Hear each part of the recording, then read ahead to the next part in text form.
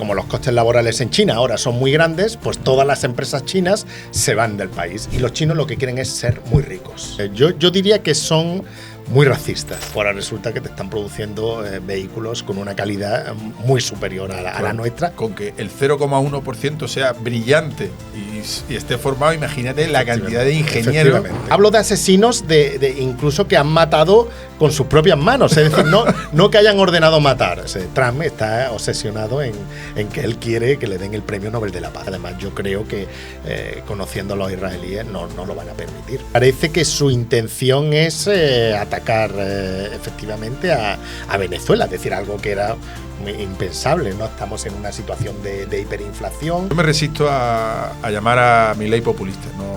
No pienso que sea populista. Que hace una apuesta, ¿no?, de ciertos países que diga, ostras, estos son, no sé si la próxima inversión, pero los países en los que tomas referencia de aquí a los próximos 10 años. En Europa tienes un montón de ejemplos. ¿Qué elige? ¿Qué activo eliges para, ya sea vivienda, ya sea qué crees? Acciones, ¿qué lo ves? Hoy tenemos el 5º episodio de Insider. Con nosotros tenemos a José Luis Torres, experto en geopolítica, y pensamos que la mejor forma es que te presentes tú. Así que, ¿quién es José Luis Torres? Bueno, pues yo soy profesor de macroeconomía en la Universidad de Málaga.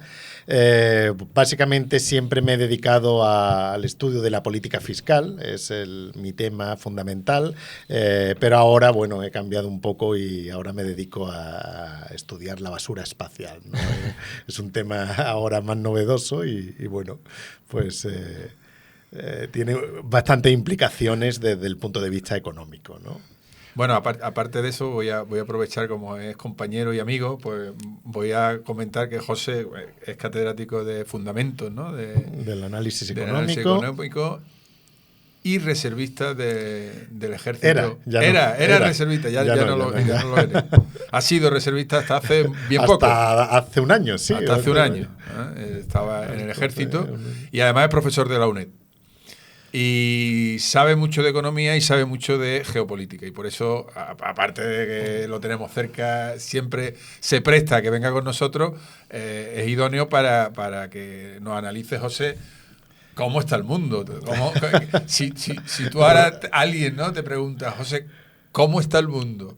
¿Qué le contestas? Bueno, revuelto. Muy revuelto. Sí, revuelto como casi siempre, ¿no? Es decir, tampoco es que estemos en una situación muy diferente a la que históricamente hemos vivido, pero es verdad que estamos en una nueva era. Estamos asistiendo a un cambio a nivel geopolítico, a nivel internacional, que en el caso actual es simplemente porque ha nacido un nuevo imperio, ¿no? Tenemos un nuevo país, una nueva economía muy poderosa que es China y bueno, pues prácticamente todas las convulsiones que nosotros observamos en el momento actual pues se derivan de que el antiguo imperio, que es Estados Unidos, que sigue siéndolo, pues las reticencias que tiene ante el nuevo imperio que surge, que es China. O sea, ¿ya lo ves como que ya ha habido un cambio o todavía? Sí, ya ha habido un cambio enorme. Es decir, en los últimos 10, 15 años hemos visto cómo China ha pasado de ser pues una economía mediana y con un nivel de renta per cápita muy bajo a ser la principal economía del mundo. Es decir, ahora mismo en PIB nominal China ha superado ya a Estados Unidos. En PIB total, no en PIB per cápita, son muchos chinos, sabemos. Sabemos que hay muchos chinos. Todavía en PIB per cápita, pero es decir, sí, han aumentado mucho en PIB per cápita, pero obviamente todavía en PIB per cápita no está entre los países más ricos del mundo. Sí, pero hablando de imperio y hablando de tamaño de la economía, es la mayor economía del mundo. Es decir, cuando hablamos de términos geoestratégicos, es decir, aquí el tamaño importa. Es decir, India es un país pobre, una renta per cápita muy baja, pero tiene una población muy grande, el país más poblado del mundo, y eso hace pues que también en términos de PIB agregado, es decir, en capacidad de recursos económicos, pues también tenga mucho. Y eso es lo que básicamente le ha sucedido a China. Pero no ha sido solo un crecimiento nominal, ¿no? También ha sido un crecimiento en calidad, ¿no? Porque China ha cambiado, ¿no? Antes era, digamos, bueno, la juguetería del mundo, ¿no? Donde se hacían con mano de obra muy barata cosas de muy poco valor, pero eso ha cambiado drásticamente. Sí, de hecho ahora en China tienen el problema que nosotros hemos tenido pues hace varias décadas, y es que como los costes laborales en China ahora son muy grandes, pues todas las empresas chinas se van del país, se van a Vietnam, se van a Laos, se van a Birmania. Entonces, bueno, son los típicos problemas de una economía que pasa a ser una economía desarrollada. Y lo importante de China es que su economía está bastante dirigida por el Estado. Es decir, todo el progreso tecnológico que han experimentado ha sido porque realmente han trazado planes para convertirse en la primera potencia tecnológica del mundo. Entonces, claro, es decir, al principio, bueno, pues es complicado porque partían de una base muy, muy mala a nivel científico, a nivel académico, pero de pronto en muy poco tiempo han conseguido tener una tecnología punta, es decir, eliminar completamente todo el gap tecnológico que tenían con Occidente, con Europa y con Estados Unidos o con Japón, e incluso a nivel académico vemos que ahora las mejores universidades del mundo, es decir, algo que es inaudito, ¿no? Porque de hecho hace 10 años en China prácticamente pues no había ninguna universidad que destacase a nivel internacional, y de hecho sus estudiantes pues los enviaban a estudiar, a hacer el doctorado fuera. Ahora ya no se van a hacer, no necesitan irse fuera a hacer el doctorado porque ahora ya tienen de las mejores universidades del mundo. Claro. Oye, pues yo, José Luis, tenía una pregunta que de hecho hice un vídeo con Che hace unos meses, que a mí me ha marcado mucho el libro de La Nueva Orden Mundial de Rey Dalio, que justamente explica este cambio de imperio entre China y Estados Unidos. Y Rey Dalio siempre destacaba que una de las características que tenía una potencia mundial es la capacidad de tener una moneda de reserva mundial. ¿Tú crees que con este gobierno tan intervencionista, crees que van a ser capaces en algún momento de sobrepasar no en PIB, sino en la capacidad de tener una moneda de reserva de todo el mundo? Al final la moneda de reserva depende de tu capacidad de proyección política y militar, ¿no? Entonces, es decir, el dólar es la moneda de reserva internacional simplemente porque es la principal potencia económica y la principal potencia militar que existe en el mundo.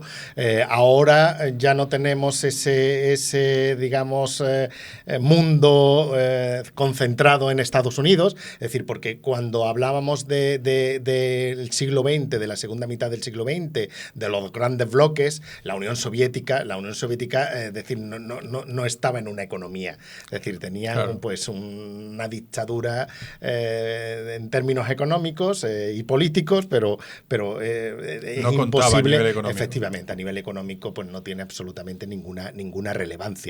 Entonces, China le pasa algo parecido, es decir, no podemos calificarlo de un país democrático, aunque es un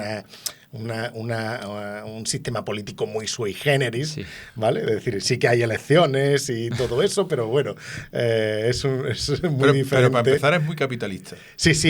Dirigida, pero muy capitalista. Entonces, claro, ahí hay una mezcla de no democrático, pero capitalismo a nivel económico y tal, que parece que le están funcionando. De hecho si uno va a China se da cuenta que el capitalismo los chinos lo llevan en la sangre. Sí. Es decir, son quizás los más capitalistas del mundo. Con lo cual, lo de Mao y el Partido Comunista fue un accidente histórico. Un accidente histórico que tuvieron simplemente como consecuencia pues de una guerra civil parecida a la nuestra entre la izquierda y la derecha, y ganó la izquierda. ¿Vale? Entonces, pues a partir de ahí pues se instaura pues un régimen comunista, pero es antinatura para un chino. Es decir, el chino es muy emprendedor y los chinos lo que quieren es ser muy ricos. Es decir, quieren ser muy ricos, que les gusta mucho consumir, les gusta mucho gastar, le gusta mucho demostrar, gastar, le gusta mucho gastar, le gusta pues yo sabía sobre que todo demostrar el gasto, ¿no? Es decir, entonces cuando uno va allí a China, pues se da cuenta que es una cosa que llevan en la sangre, y además son extremadamente capitalistas en relación a lo que podemos ser nosotros, con lo cual, eso es lo que vemos ahora. Es decir, decir, son muy emprendedores y tienen esa mentalidad de progresar y de ser ricos. Tienen mentalidad de que quieren ser ricos. Es una cosa muy, muy curiosa, ¿no? Porque, bueno, luego tienes una... Y no está mal visto como aquí, ¿no? Porque aquí veníamos charlando en el coche, ¿no? Lo mal visto que está, que emprenda Casi, ¿verdad? y que gane dinero cuando el objetivo de una empresa es, desde mi punto de vista, el único que tiene es ganar dinero, todo lo demás son milongas, pero bueno, ellos no quieren ser ricos. Sí, ¿no? sí, efectivamente. Quieren ser ricos y además por parte del Estado no hay ningún impedimento en absoluto. Eso es lo que quería decir. ¿no? Al contrario, es decir, se jactan de quererlo ser y el Estado le viene bien y saben que es la base del futuro, independientemente, ¿no? de que el Estado esté controlando por lo que se llama el Partido Comunista. Pero, claro. Oye, pues José Luis, yo, como he aprendido de mi amigo Che, voy a hacer un poco de abogado del diablo, que yo tengo la sensación de que cuando después de la Segunda Guerra Mundial se hace el Plan Marshall y los estadounidenses inundan de dinero Europa para reconstruirla, creo que ellos sí tienen una mentalidad de ser mucho más cooperativos. ¿Tú crees que los chinos son así? ¿Son más los chinos son, yo diría que son muy racistas. Muy racistas. Es decir, son muy nacionalistas, sí. y además tienen un sentimiento de superioridad frente a Occidente. Es decir, nosotros me imagino que también tenemos cierto grado de superioridad frente al resto del mundo, porque al fin y al cabo hemos tenido a Grecia, hemos tenido a Roma, toda la cultura se ha desarrollado en Europa y eso pues nos da cierta superioridad, ¿no? Con respecto al resto del mundo, pero lo mismo dicen los chinos. Es decir, los chinos básicamente te vienen a decir que ellos en el año 1500 era el país más rico del mundo. Es decir, donde la tecnología era la mejor, es decir, donde pues el nivel de desarrollo era el más elevado de todo el mundo, y entonces pues ellos tienen todavía ese concepto de que ellos han sido pues el centro del mundo y que ahora pues quieren recuperar esa posición.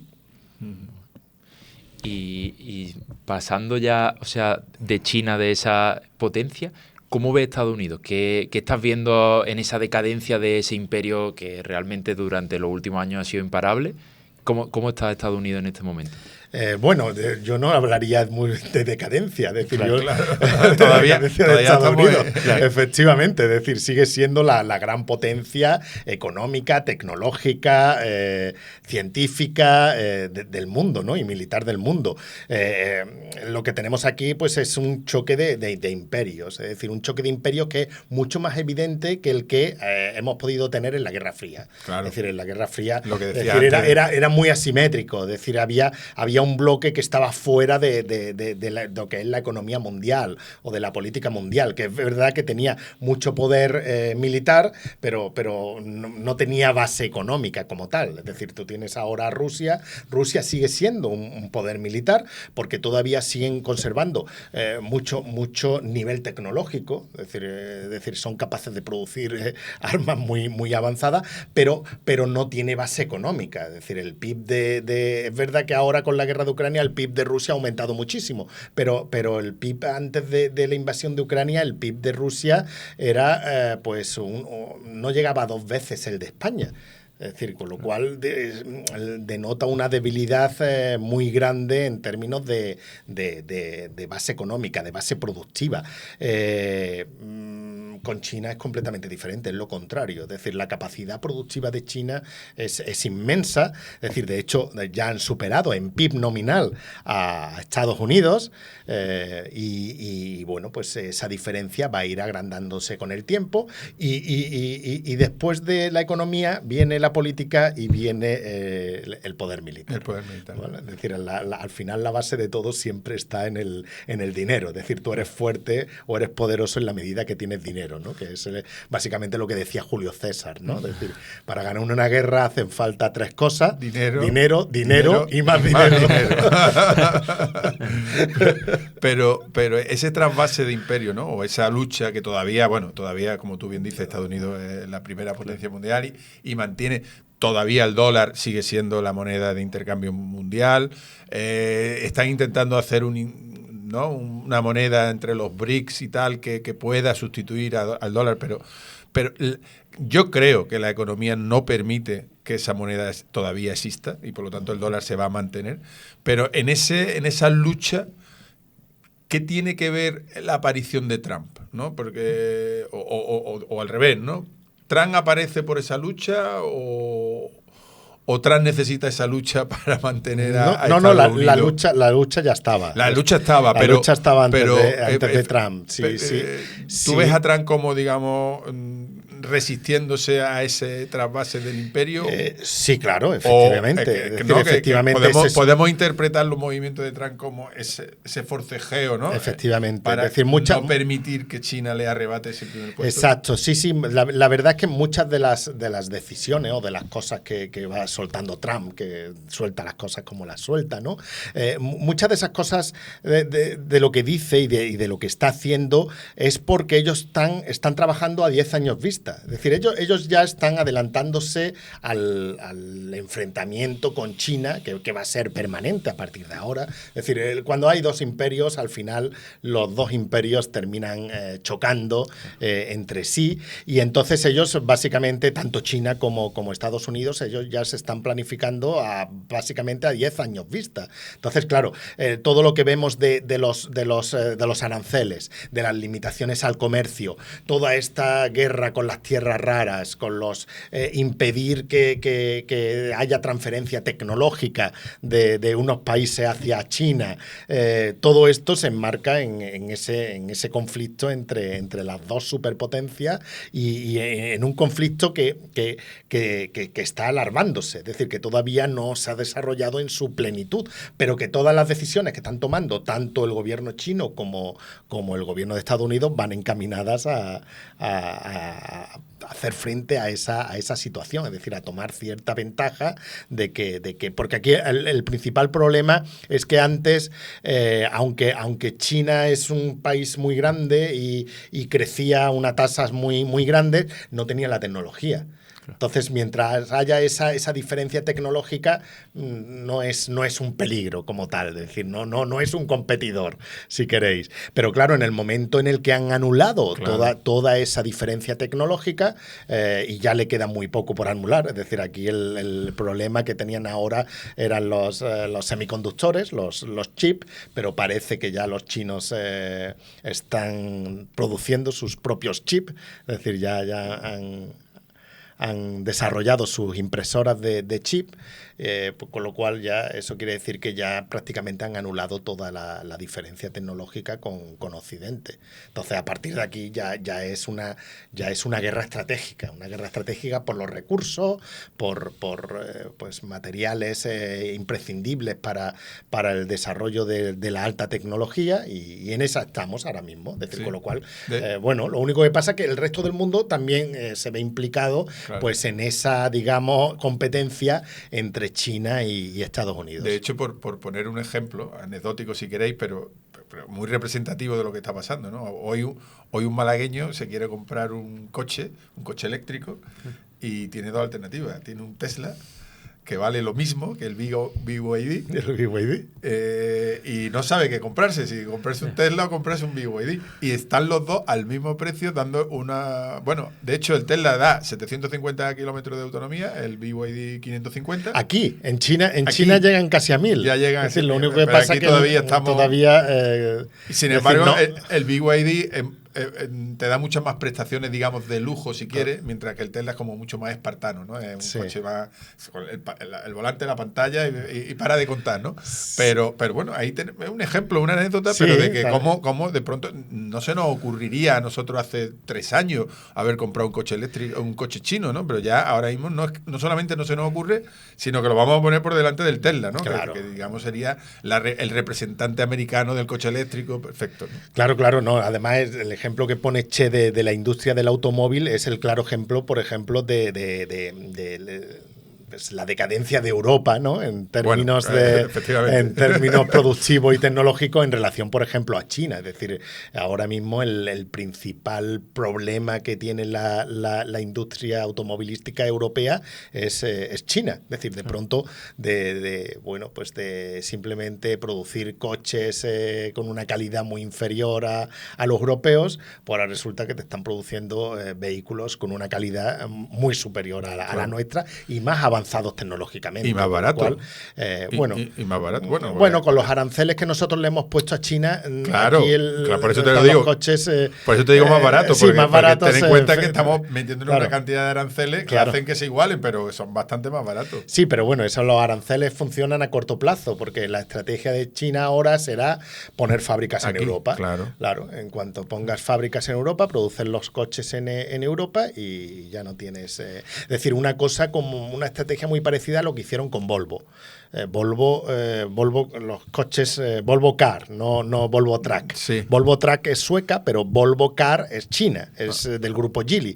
Entonces, ellos tienen fábricas en China, pero en Europa tienen una fábrica en Bélgica. Entonces, los coches que nosotros compramos Volvo en Europa, pues no pagan arancel, porque aunque sean chinos, están fabricados en Europa. Entonces, esa es la estrategia que van a seguir ahora, que es la que está haciendo MG, ¿no? Ahí está MG, pues está produciendo en Inglaterra y ahora me imagino que en España saldrá Ebro, saldrán muchísimas nuevas marcas o marcas ya chinas establecidas y a partir de ahí pues eso sí que supone un serio problema para la industria automovilística europea. Y ya hablaremos de economía, ¿no?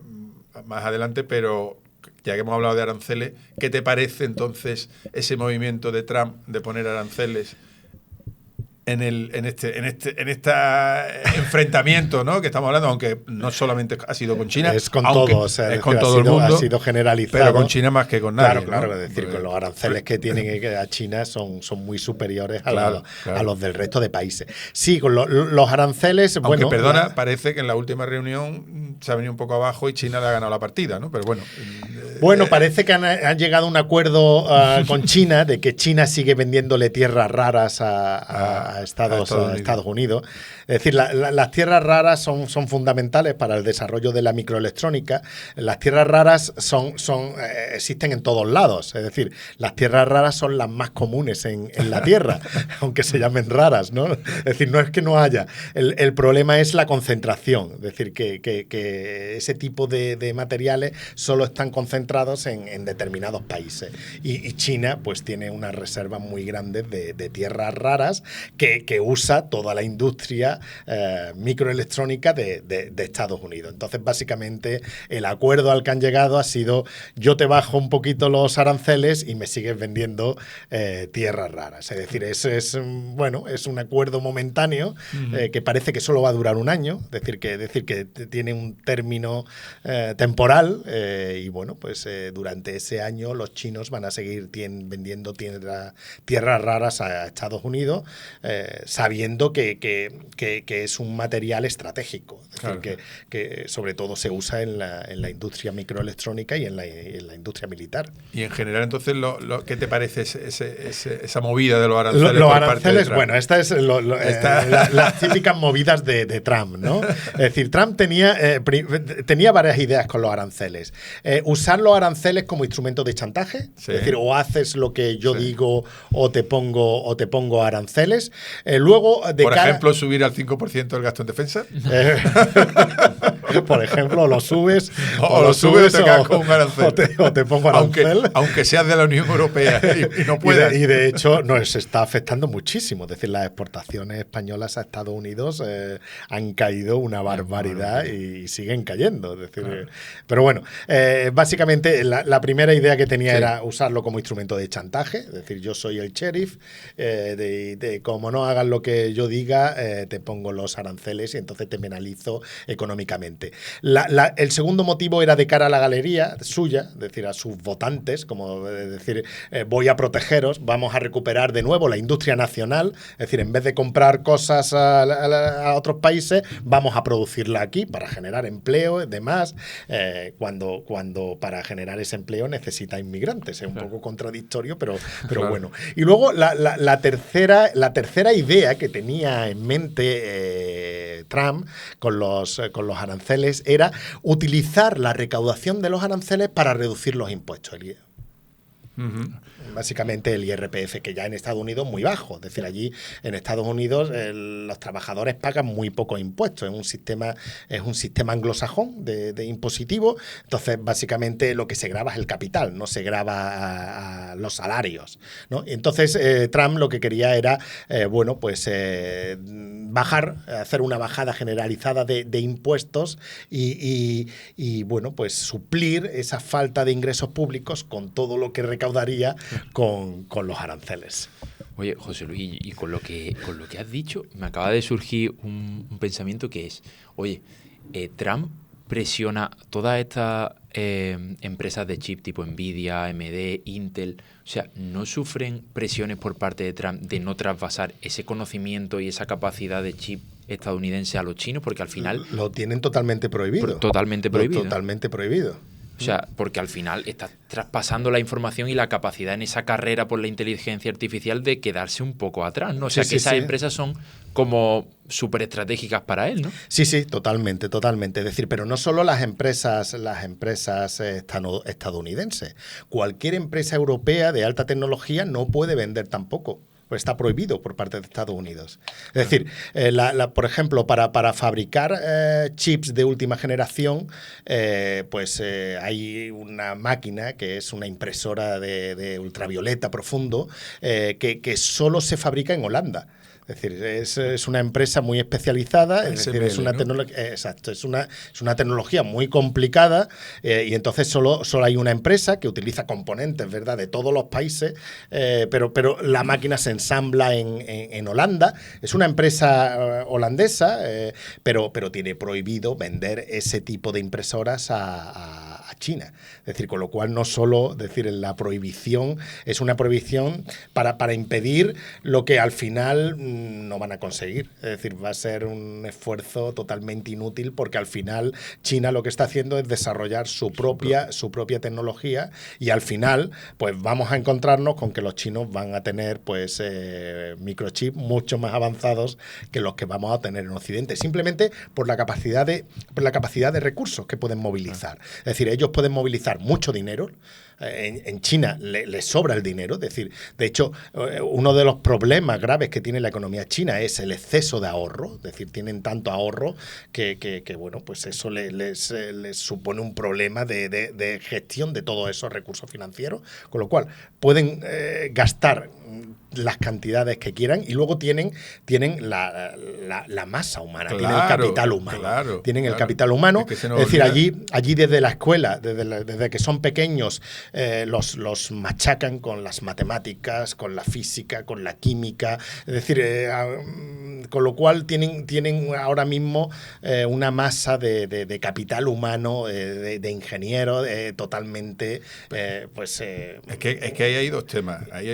Uno es lo que tú estás diciendo, una formación magnífica, porque los forman y además los seleccionan y tal, y después no olvidemos los grandes números. Es decir, si tú tienes 1.500 millones de personas, con que el 0,1% sea brillante y esté formado, imagínate la cantidad de ingenieros con lo cual, formados que tienes. Es decir, tienes las dos cosas que necesitas para producir la tecnología, para llevarla al nivel que quieras. Capital físico y capital humano. Exacto. Es decir, tienes los recursos financieros y luego tienes el capital humano, con lo cual, tarde o temprano, la tecnología de China será muy superior a la de Occidente, porque nosotros no tenemos esa planificación en el uso de los recursos que tienen ellos. Es decir, para que te hagas una idea, básicamente no sé dónde lo leí, dice, mientras que en Europa, en Occidente, ¿no?, en Europa, en Estados Unidos, los políticos normalmente estudian Derecho, en China todos los políticos son ingenieros. Claro. No, entonces, es decir, la visión que tienen es muy diferente. Es decir, un ingeniero además piensa de una manera diferente a la que pueda pensar un abogado, ¿no? Con lo cual, pues, y prácticamente todos los políticos en China son ingenieros. Es decir, y los puestos de confianza, efectivamente. No al compañero de pupitre ni tal, ¿no? Sino al ingeniero formado que te va a dar un resultado magnífico, ¿no? Claro. Sí. Oye, pues sí, Donald Trump seguramente en China ha estado presente, pero seguramente el conflicto más de actualidad que en los últimos meses más se ha hablado ha sido el conflicto en Gaza, que al final él ha sido una de las figuras presentes dentro de ahí. Ha conseguido parar ha conseguido la masacre, parar. sí. Claro. Antes de ir a ese punto, podemos hacer ¿qué ha pasado realmente entre Gaza e Israel? ¿Qué ha ocurrido? Bueno, esto es un conflicto enquistado en el tiempo. Es decir, esto viene pues de cuando Palestina pues era un protectorado del Reino Unido y bueno, pues se decidió dividirlo. Hubo una serie de guerras, esas guerras las ganaron los israelíes. Entonces pues se llegó un momento en que los israelíes pudieron formar su propio Estado, pero los palestinos pues no se pusieron de acuerdo para formar en aquel momento su Estado. Es más, es decir, fueron, digamos, a intentar conseguir objetivos maximalistas, es decir, eliminar a Israel. Entonces, pues bueno, pues, hubo una serie de guerras. Israel pues tiene muchos recursos financieros. Luego volvemos a lo mismo, es decir, tiene mucho dinero y si tienes dinero ganas las guerras. Claro. ¿Vale? Entonces, al final, pues bueno, es una guerra que ha estado enquistada.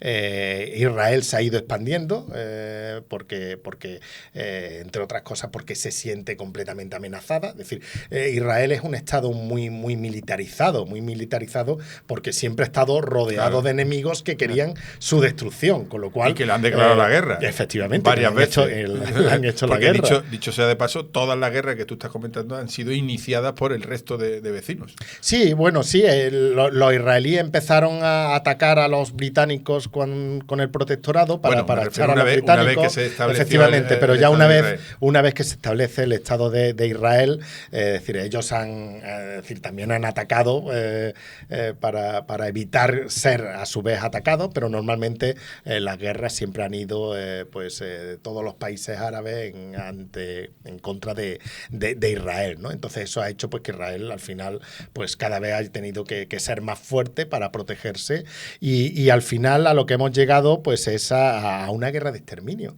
Es decir, esto es lo que se conoce como una attrition war. Es decir, aquí al final llegas a una guerra muy asimétrica porque es un Estado contra un territorio que no es un país. Es decir, con lo cual estás atacando a gente, básicamente. Es decir, y bueno, pues el ataque de Hamas contra Israel, eso es decir, es... no sé, hacer una cosa que sabes que luego va a tener repercusiones muy negativas sobre la población palestina. Es decir, porque Israel se va a defender. Claro, y además se va a defender de manera muy agresiva, es decir, lo que hemos visto. Entonces, estamos ahora en una situación en la que Israel está en una posición en la que bajo ningún concepto va a aceptar que se cree un Estado palestino y al final, pues no sé lo que pasará con Gaza, pero Cisjordania prácticamente la tienen anexionada. Es decir, ya Cisjordania, los palestinos que viven en Cisjordania no pueden moverse ya prácticamente en ciudades porque además ha sido una colonización muy dispersa, es decir, muy dispersa, no es que hayan ido cogiendo territorio de manera homogénea, sino que es muy dispersa, con lo cual prácticamente es muy complicado, muy difícil que se pueda crear un Estado palestino y además yo creo que conociendo a los israelíes no lo van a permitir. ¿Y cómo ha conseguido Trump de pronto entonces un conflicto tan enquistado que no tiene solución, porque creo que no tiene solución, cómo ha conseguido que paren al menos y qué tal? De hecho, podemos ahora empezar a repasar un poco cuáles han sido los movimientos de Trump, no ya con China, que es su, digamos, su alter ego, ¿no? Sino con el resto de de conflictos que hay en el mundo y que intenta que pacificarlo. En Rusia, bueno, en Gaza parece que sí. ¿Cómo lo ha conseguido? Que en Rusia no lo ha conseguido. Después veremos Venezuela. Bueno, vamos a eso de Rusia más complicado. Por eso. Complicado. Trump lo que quiere es el Nobel de la Paz. Vale, sí. ¿Vale? Él está obsesionado con que le den el Nobel de la Paz. El Nobel de la Paz es un premio que se le ha dado a muchísimos asesinos. Es decir, se llama Nobel de la Paz, pero se le ha dado a Henry Kissinger. Es decir, hablo de asesinos de incluso que han matado con sus propias manos. Es decir, no que hayan ordenado matar. Es decir, han matado con sus propias manos. Es decir, se lo han dado a Simón Pérez, se lo han dado es decir, que ha matado con sus propias manos cuando estaba en el Haganá, que se lo han dado a Simón Pérez, a Yasser Arafat, se lo han dado al general de Klerk de Sudáfrica. Es decir, se lo han dado a personajes, bastante... Bueno, por romper una lanza, se lo daban a las dos partes de un conflicto cuando habían llegado a una pacificación, tanto en Sudáfrica como en Oriente Medio, ¿no? Pero bueno. Sí, o en Asia, ¿no? Pero sí. Vale, sí, lo único que pasa es que... También se le han dado a Obama, no estoy diciendo que sea un asesino, pero se le habían dado cuando todavía no había ni empezado a ser presidente prácticamente. Sí. O sea que es un premio muy político, es un premio muy político. Y entonces, muy polémico y muy político. Efectivamente, porque se intenta, dar una orientación política con ese premio. Entonces, Trump está obsesionado en que él quiere que le den el premio Nobel de la Paz. Entonces, él quiere parar todas las guerras del mundo. Pero una cosa es que quiere. Y la principal. Pero oye, que lo ha conseguido. Que ha parado. Lo ha conseguido. Claro, lo ha conseguido enfadándose mucho con Netanyahu. Es decir, ya ha llegado a un límite en el cual, le habrá amenazado ya con retirarle completamente su apoyo. Y es verdad que el régimen, el Estado de Israel está muy aislado ahora. Claro. Es decir, ha cometido muchísimas barbaridades, es decir, con todos los palestinos que ha asesinado. Y claro, eso, aunque tiene el apoyo de la mayoría de los países, es decir, sigue teniendo el apoyo de Estados Unidos y sobre todo en Europa tiene el apoyo de Alemania. Alemania es incondicional de Israel y le va a permitir hacer cualquier cosa a Israel, pero en Estados Unidos ya digamos que se estaban pasando de la raya y entonces tenemos la imagen esa famosa de que cuando llegó Netanyahu a la Casa Blanca y Trump cogió el teléfono, lo puso ahí y le hizo llamar a Qatar, al presidente, ¿no? O no sé quién es el que manda en Qatar y lo obligó delante de él a llamarlo para disculparse. Es decir, eso es poder imperial. Eso es poder imperial. Entonces, y el otro tuvo que hacerlo. Es decir, se tuvo que bajar los pantalones y hacer lo que le dijo Trump, llamar para disculparse y a partir de ahí, y en el otro lado también decirle a Hamas que o lo acepta o lo arrasa. Sí, entonces, eso era game over, eso era un jaque mate. Era un jaque mate a Hamas. Es decir, aquí simplemente o lo aceptas o dejamos que Israel haga absolutamente, destroce ya totalmente. Y después una política de pasos, ¿no? Vamos a conseguir esta paz de aquí a mañana tal. Todavía ni siquiera planteamos cuál va a ser aquí a un año vista, pero ya hemos conseguido que se paren el fuego, que se paren los asesinatos, que se pare por parte de uno, por parte de otro. Y parece que de momento, crucemos los dedos, está funcionando. De momento está funcionando. Es verdad que todavía Hamas no está desarmada, es decir, sigue siendo un poder. Ahora lo que hay son luchas entre ellos, entre los palestinos, porque hay muchas facciones y hay facciones que están en contra de Hamas y entonces tienen ahí una guerra entre esas facciones que unas están apoyadas por Israel, es decir, les dan financiación, le dan armas, en fin, lo que sucede en este tipo de conflictos. Pero es verdad que por ahora más o menos están respetando el alto el fuego y vamos a ver ahora el papel que le quieren otorgar a Tony Blair, las fuerzas internacionales que quieren enviar allí y en principio luego se verá qué se hace con Gaza. Pero Gaza al final terminará como el Sáhara. Oye, y José Luis, la pregunta que tengo... Termina como el Sáhara. Claro. Es decir, el Sáhara será marroquí, es decir, dentro de poco será totalmente marroquí, y Gaza será totalmente israelí. Israelí, claro. Oye, ¿y qué importancia tiene aquí el estrecho de Hormuz en este conflicto? Dentro de... El estrecho es decir, es un paso estratégico para el comercio internacional. Entonces, bueno, pues siempre ha sido muy conflictivo.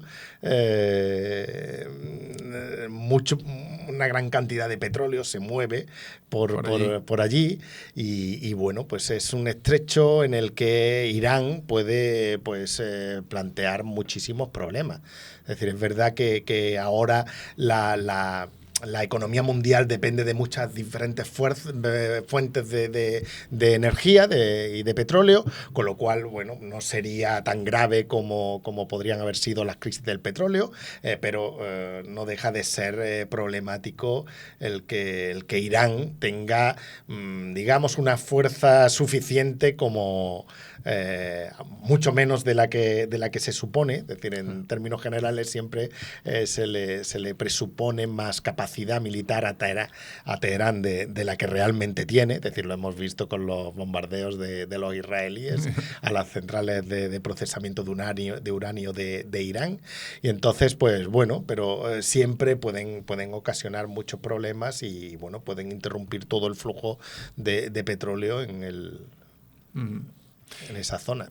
Y yéndonos a otro conflicto, y estaba, mientras hablaba, pensando, digo, oye, Trump llegó como aislacionista y resulta que está en Gaza, está en Rusia, bueno, está intentando. Claro, porque tú lo comparas con la primera etapa. Está en Venezuela ahora, bueno, se le están abriendo muchos frentes, que él quiere ir al frente, cuando él se pensaba de Trump que era un aislacionista. Efectivamente, es decir, de hecho eso es lo que hizo en su primer mandato. Es decir, en su primer mandato, básicamente, bueno, este hombre es un hombre de negocios, básicamente, no es un político al uso, y en el primer mandato, pues lo primero que hizo fue retirarse de Afganistán, retirar tropas de muchísimo tiempo para ahorrar dinero y daba impresión de que no estaba interesado por la política internacional. Es decir, eso de que Estados Unidos siguiese ejerciendo de policía mundial y estuviese presente en todos los conflictos, pues no iba con él, ¿no? Y entonces, durante ese primer mandato, pues básicamente su política internacional estuvo pues dirigida por esos principios de a mí lo que me interesa es Estados Unidos, el resto del mundo, pues que se las apañe, ¿no? Es decir, me desentiendo un poco de todo eso. Con este segundo mandato ha cambiado totalmente. Es decir, ahora quiere proyectar su fuerza pacificadora. Es decir, quiere resolver todos los conflictos. Está intentando resolver el conflicto de la invasión de Ucrania. Y ahí ha pinchado por parte de Rusia. Ahí ha pinchado hueso, claro. Ahí ese conflicto ¿qué ha pasado? Es igual de complicado que el otro.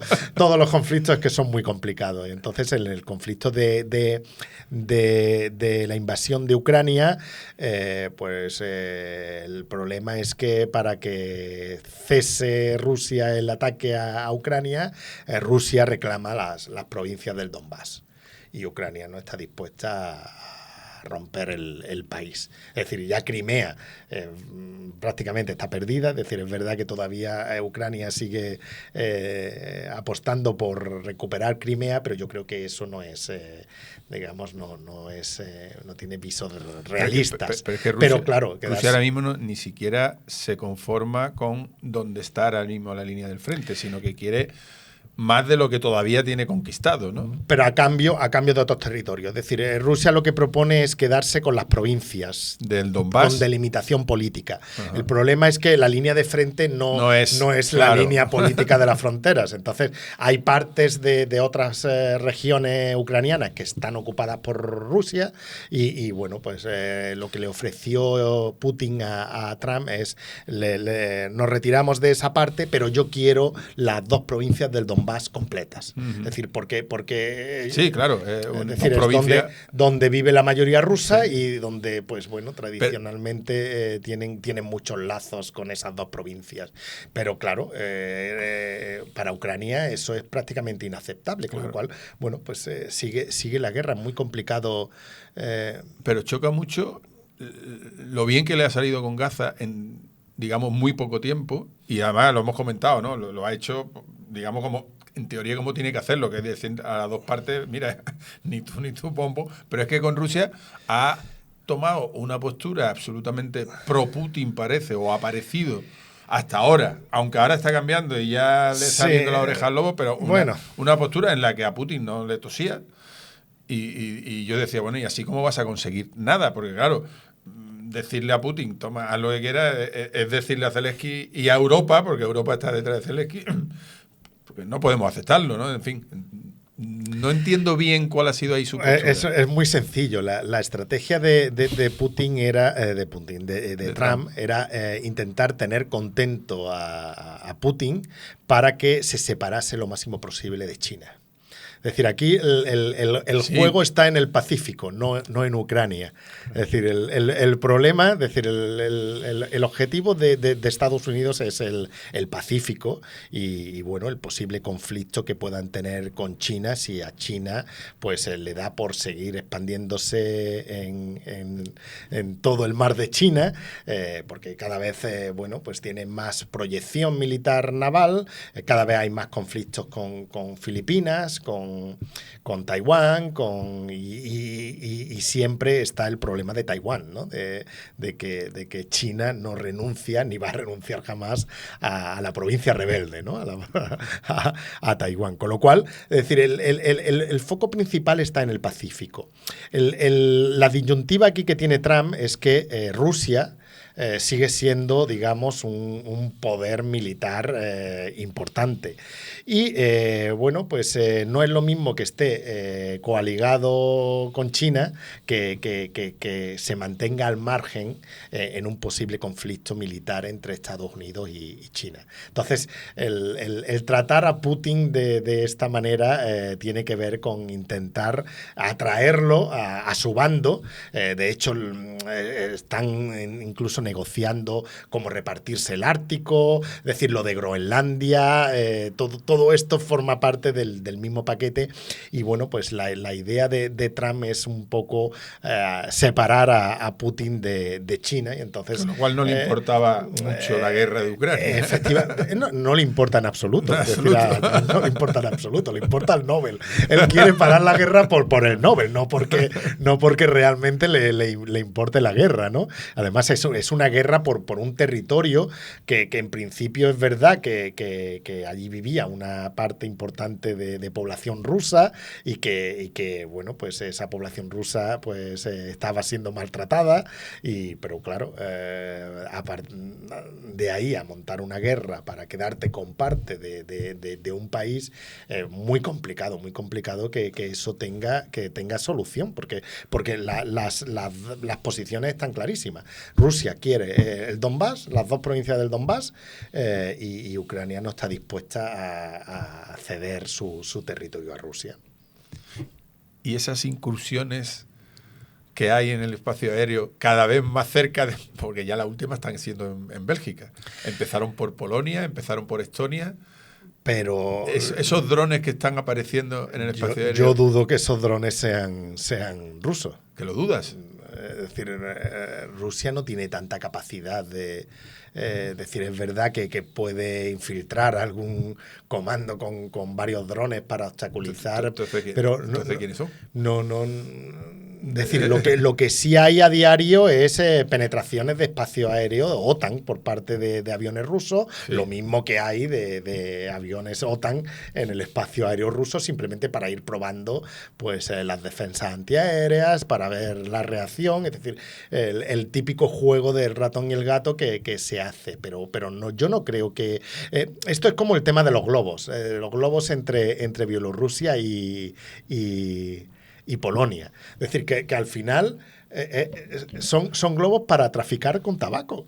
decir, que no, porque al principio era una acusación que hacía Polonia de que era el gobierno bielorruso que estaba invadiendo su espacio aéreo y que estaba provocando problemas, y al final resulta que eran bandas de traficantes de tabaco que el método que usan para pasar el tabaco, como es muy complicado ya pasar la frontera porque está muy protegida, pues ya no pueden pasar camiones ni pues ahora se dedican a pasarlos con globos y con drones. Entonces bueno, pues no sé, no sé, bueno, yo la última noticia no fue sí, yo ayer, pero Bélgica cerró todo su espacio aéreo. Bélgica, estamos hablando ya sí, que estamos aquí.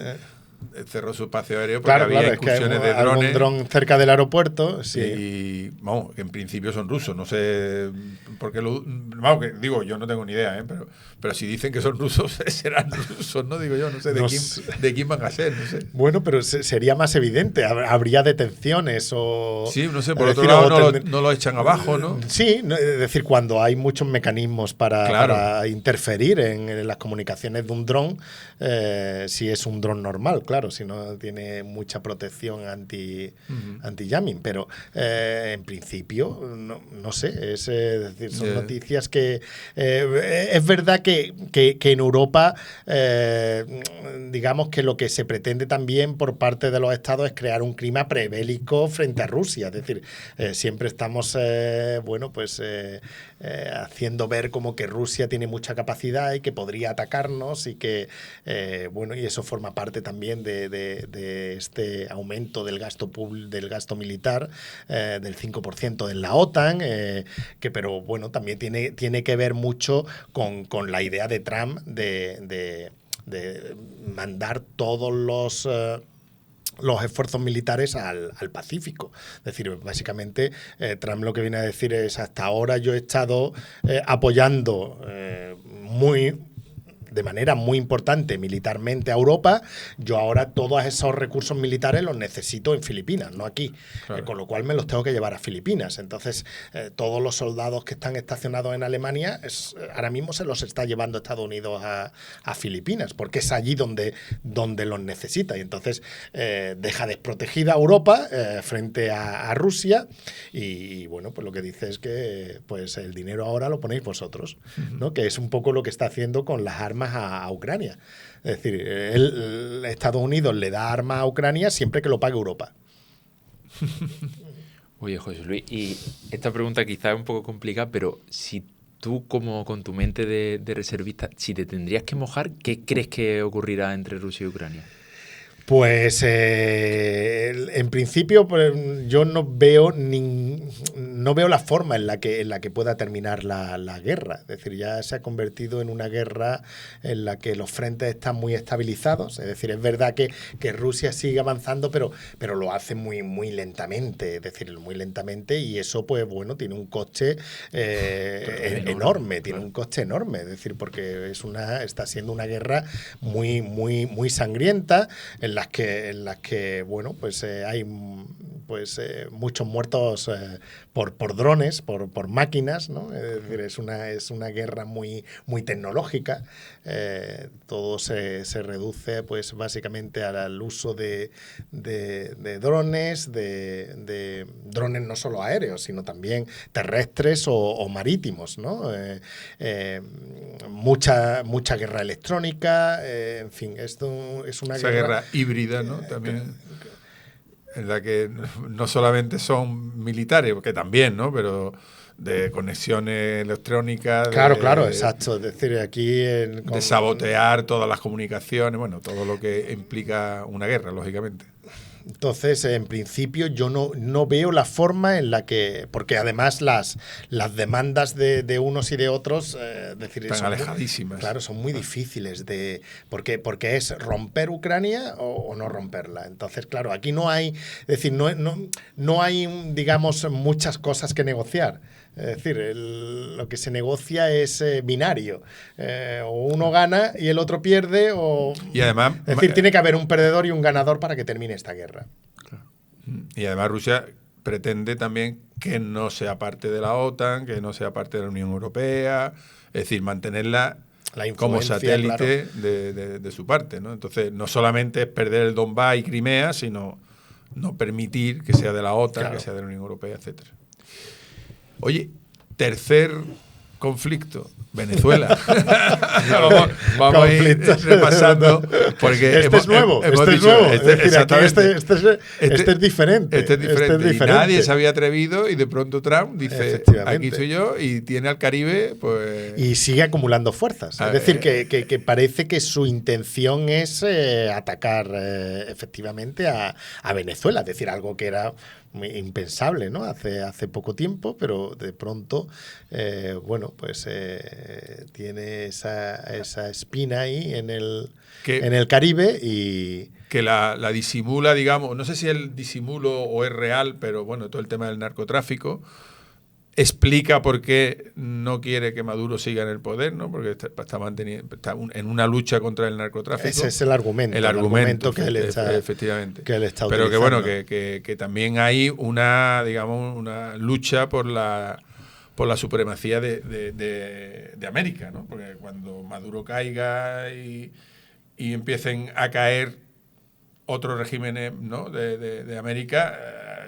va a quedar todo bajo control norteamericano, ¿no? Sí, ¿no? Pero es extraño, es decir, es extraño que esté pues iniciando ese bueno, pues en principio ese ataque a Venezuela, ¿no? Ese conflicto, y que está dispuesto a entrar. Que está dispuesto. Y que está dispuesto a entrar. No sabemos cuándo va a ser, pero parece que es inminente, ¿no? Y que bueno, sigue acumulando efectivo alrededor de Venezuela, pero... Y ya Venezuela ha pedido ayuda a Rusia y a China, y Rusia parece que se la ha concedido, ¿no? Pero bueno, Rusia... no sé si estará en disposición. Tampoco no sé en qué disposición de ayudar a Venezuela pueda estar. No creo que China se inmiscuya en ese conflicto, que ni le va ni le viene. Es decir, ahora mismo digamos que la mesa de negociaciones entre Estados Unidos y Europa por un lado y China por otro está en África. Es decir, han hecho una división vertical, la parte del oeste, oriente hacia China, exacto, y occidente para Europa y para Estados Unidos. Entonces, básicamente es una división para quedarse con los recursos y bueno, pues están construyendo esas líneas férreas horizontales que van al mar, a los puertos. Los puertos del este son chinos y las líneas que van al este son chinas y las otras son europeas y americanas. Y entonces, bueno, pues ahora están en ese reparto de África, de nuevo.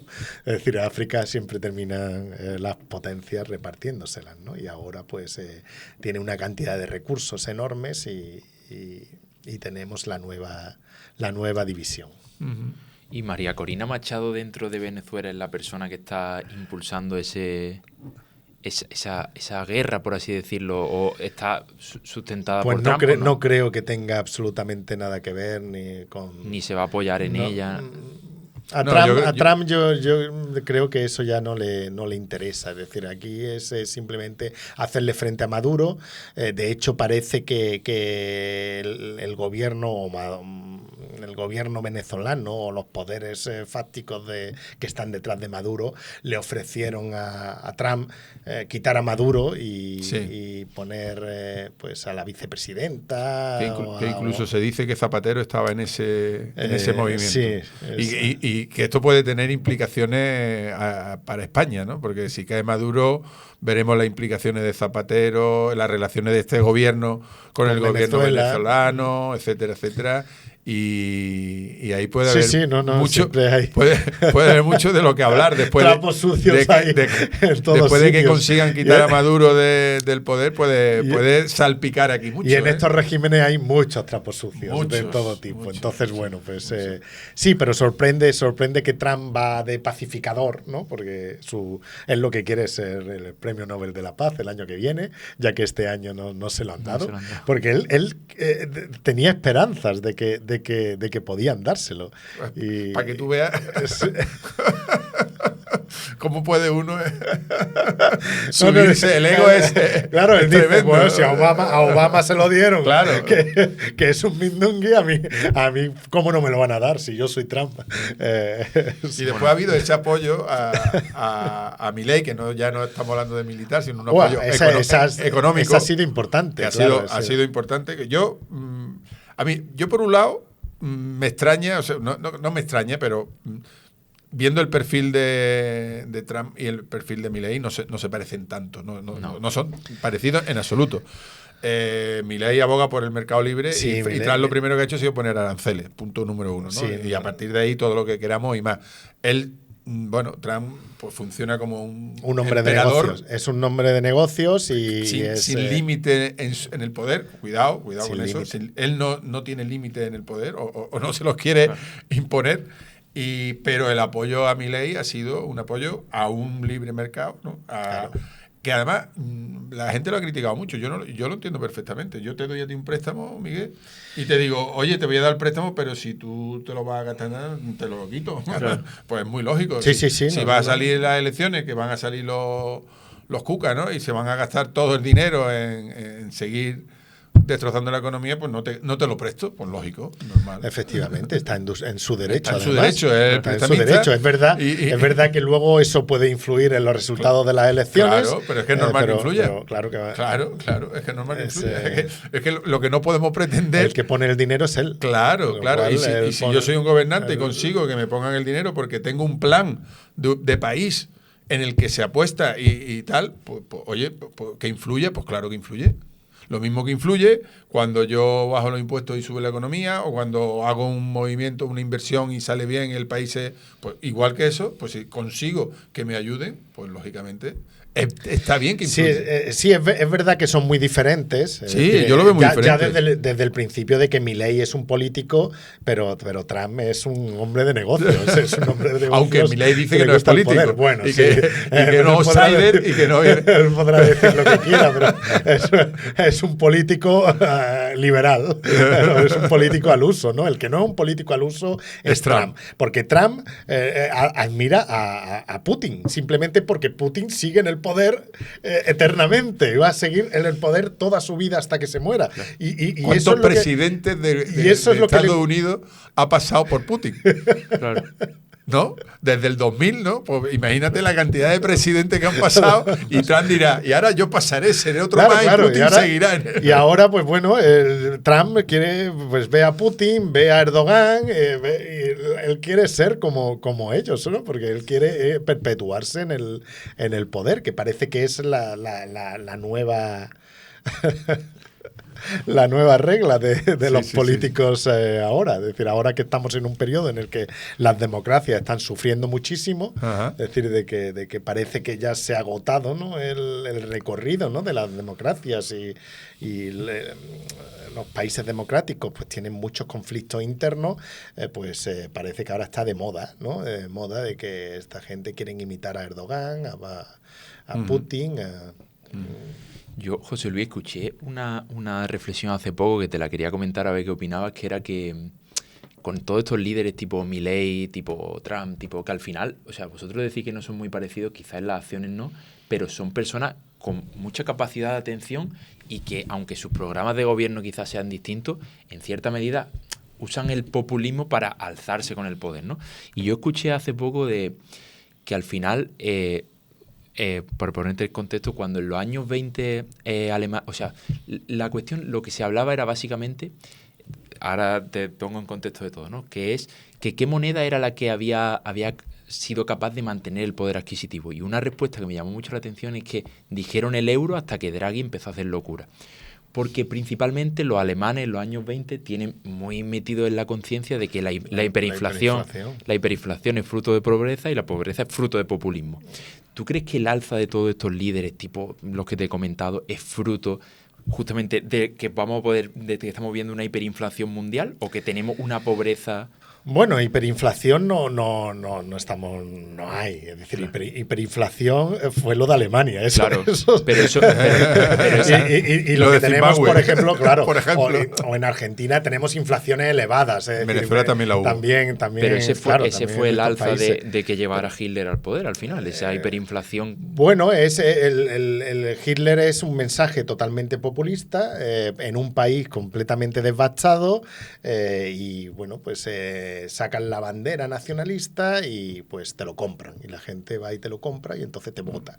Claro. Y entonces ganan las elecciones y de nuevo, una vez que ganan las elecciones, pues intentas que no haya más elecciones para seguir, o si las hay, claro. que puedas controlarla y puedas manipularla totalmente para seguir en el poder. No, ahora no estamos en una situación de hiperinflación ni nada de eso, pero es verdad que bueno, las economías mundiales pues van rankeando un poquito, incluso China, es decir, incluso la economía china ya no es esa economía que crecía al 10% a dos dígitos sí, anuales sí, que sí, crecía y que el PIB per cápita aumentaba continuamente y que no había ningún problema ni de inflación ni de no, ahora ya es una economía que también pues tiene bastantes problemas muy parecidos a los que tenemos en Europa y bueno, pues estos problemas también los estamos generando con este choque geoestratégico que hay a nivel internacional, porque básicamente lo que estamos haciendo es cargarnos todos los beneficios de la globalización. Es decir, nosotros somos tremendamente ricos ahora gracias a la globalización. La globalización ha sido una revolución económica que ha propiciado que todas las economías se beneficiasen. Es verdad que unas más que otras y de hecho el argumento de Trump con los aranceles y todo esto es que él no le gusta la globalización porque tiene en mente de que el principal país que se ha visto beneficiado por la globalización ha sido China. China, claro. Que es el que él se ha convertido en la fábrica del mundo y ha vendido a claro, todo el mundo. Es decir, claro. Pues esa globalización es, digamos, lo que le ha permitido pues desarrollarse económicamente y ahora hablarle de tú a Estados Unidos. Es decir, cosa que antes no podía hacerlo. Con lo cual, nos hemos cargado la globalización. Claro, la globalización es lo que nos ha permitido crecer sin inflación. Claro. Aparte de todos los progresos y desarrollos en logística, en transporte internacional, claro, es decir, cualquier cosa pues la podíamos comprar de cualquier país a precios pues muy bajos. Entonces, nosotros hemos estado manteniendo nuestro nivel de vida y aumentándolo a tasas muy elevadas, pero sin ningún problema, sin problemas de inflación, gracias a la globalización. Ahora ya no tenemos ese colchón.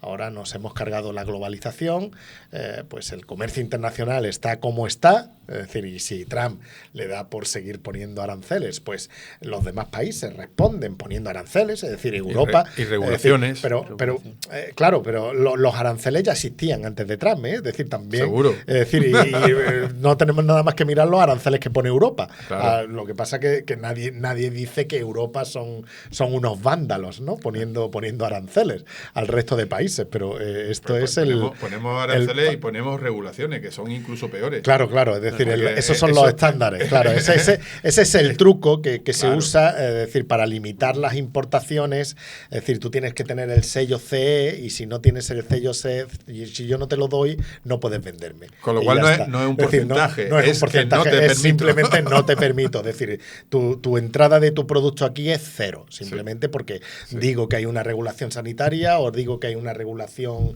técnica, la que sea, y tu producto no cumple las especificaciones técnicas que yo exijo para que se venda aquí. De esa manera, yo pongo barreras al comercio que no son aranceles, que no son tarifarias. Ese paralelismo que la verdad que ha planteado Miguel, que da mucho miedo, de los años 20 y los años 20 que estamos viviendo. Claro. Bueno, yo me resisto a a llamar a Milei populista. No pienso que sea populista, porque una persona que da soluciones que apelan al esfuerzo colectivo y que apelan de la motosierra. No, claro, es que si tú le dices a uno, oye, que no hay plata, no me estás siendo populista, porque tú lo que te estás diciendo es no te voy a dar nada. Claro, los populistas te lo van a dar todo, te van a dar soluciones fáciles a problemas complejos. Claro, en ese sentido es... Claro, y te está diciendo, no, aquí la solución es que tú te pongas a currar, y que aquí de la cantidad de gente que hay viviendo del cuento se pongan a currar, y que las regulaciones de esto para que las empresas, porque no solamente viven del cuento los que tienen la paguita, sino las empresas que están controladas y favorecidas por todas las regulaciones para que no tengan que competir, que al final es eso, la competencia, para que no tenga que competir. Entonces, esa persona no la veo yo un populista, esa persona la veo al contrario, una persona que apela al esfuerzo, que apela, para mí es una diferencia bestial. Pero bueno, dicho esto, para mí... No, si la concepción de populismo puede tener muchas variantes. Pero fundamentalmente, que es histriónico, que insulta, es verdad, podemos decir que insulta, sí, podemos decir que es histriónico, sí, pero que sea populista, no veo yo que sea populista. Pero bueno, a lo que voy es que la situación económica, como tú bien dices, la globalización nos la estamos cargando, eso ha sido fuente de riqueza, y el problema ¿cuál era el problema de la globalización desde mi punto de vista? Que los que perdían eran las clases, digamos, de los países desarrolladas menos productivas. ¿Por qué? Porque competían con otras clases menos desarrolladas, pero más productivas porque eran más baratas y tal. Y entonces, claro, eran los que al final, en Estados Unidos, las clases bajas que tenían que competir con los productores chinos que se lo hacían más barato, o nosotros mismos en nuestra sociedad y tal. Claro, eso que te provoca que tengan que funcionar muy bien. Si tú no eres una sociedad muy bien organizada, que compites y que estás formada y que eres capaz de formar a tu población, la población lo va a pasar mal. Claro, entonces, pero eso es un problema de que tú no te adaptas al entorno. Efectivamente. Es decir, no es un problema de la globalización. No, yo estoy describiendo, estoy diciendo efectivamente. Pongo el problema de España, ¿no? Si nosotros dejamos caer el sistema educativo como lo estamos dejando caer, que no nos formamos, que no vamos a ser competitivos, que entonces nos van a comer por debajo, por las patas, nos van a comer los demás porque no somos capaces de competir. Es el problema de Europa. Entonces hay dos soluciones, o nos morimos de hambre o nos cerramos, aranceles, no sé cuándo, no sé qué, para que no compitan con nosotros porque nosotros no somos capaces de competir. Entonces, la solución no es vamos a cargarnos la globalización, la solución es vamos a formarnos para competir y seguir siendo más ricos todos, ¿no? Pero bueno, los políticos al final es más fácil.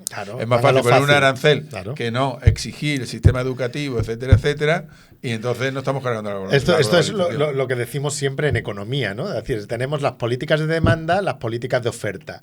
Sabemos que las políticas de demanda son coyunturales, es decir, resuelven problemas en el corto plazo, que las que hay que aplicar son las de oferta. Las de oferta, pero claro, las de oferta son muy complicadas de aplicar. Hay que trabajar, hay que ponerse a trabajar en el gobierno para poder desarrollar políticas de oferta. En cambio, las políticas de demanda, pues subo impuestos, bajo impuestos, gasto más, gasto menos. Ya está. Esas son las. Entonces, eso es muy fácil para un gobierno.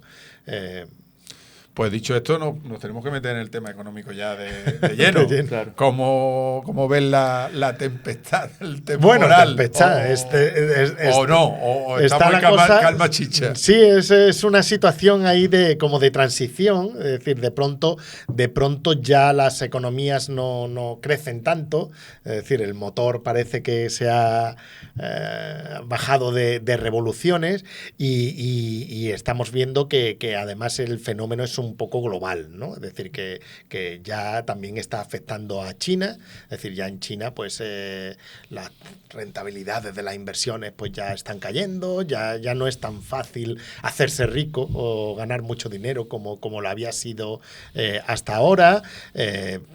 tienen ya problemas similares a los que podemos tener nosotros en términos económicos.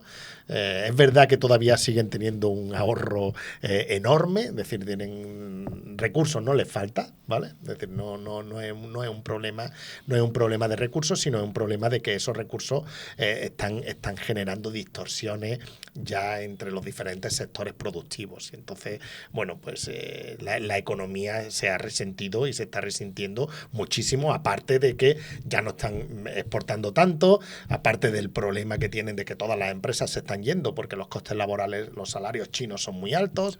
Claro. Fíjate, ¿quién lo iba a decir? ¿Quién lo iba a decir, verdad?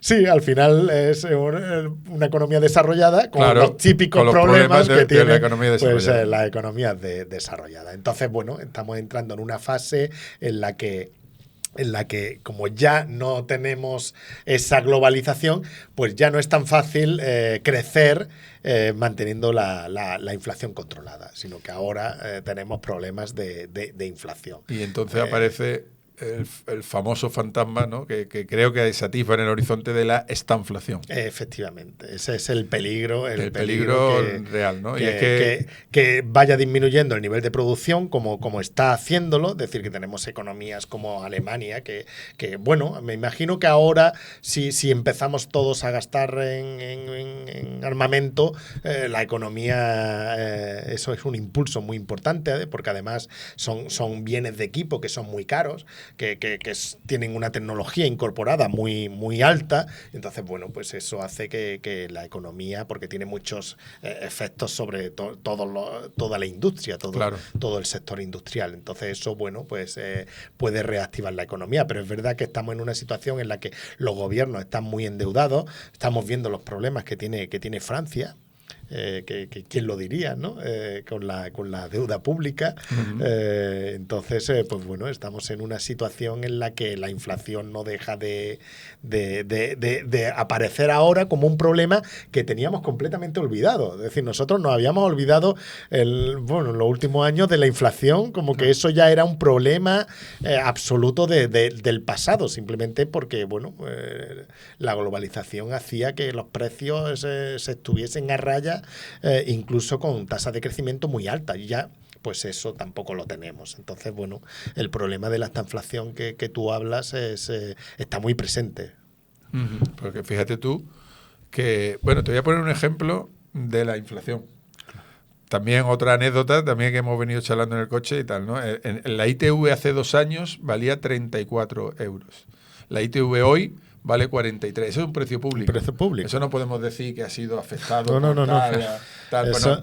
Bueno, un 20 más cerca del 30 que del 20% de incremento en 2 años, de un precio público, ¿no? Y bueno, como eso es como una anécdota, ¿no?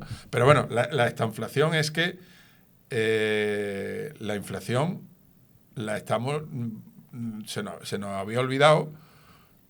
Además, en un momento donde los tipos de interés la habíamos hecho 0, negativo incluso, y seguimos con cada crisis haciendo la misma solución, sí. Patada hacia adelante. Efectivamente. Esto es lo de siempre. Sí, pero ¿tiene un final o no? ¿O esto va a explotar? ¿No va a explotar? Bueno, es un experimento que no sabemos cuál es el resultado. Sí, no, sabemos dónde termina. Es decir, termina en que llega un momento en que el gobierno tiene que dejar de parar, de gastar. Es decir, simplemente un componente de la inflación en Europa viene por el gasto público. Es decir, por el elevado gasto público que nosotros estamos teniendo.